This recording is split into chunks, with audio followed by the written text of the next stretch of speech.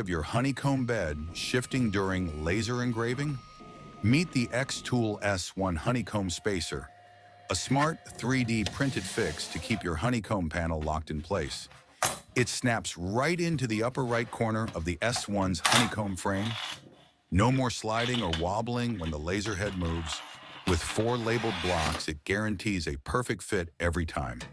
Designed in PLA, super sturdy, and prints quickly. It's a minimalist upgrade, but one that prevents errors before they happen. Just pop them into position, load your honeycomb, and go. No fuss, no misfires. Works great with standard S1 trays. Just note, won't fit if you're using the older European riser base. Join fellow S1 users who say it feels like a factory option. Grab the STL files now, print your set, and keep your honeycomb right where it belongs.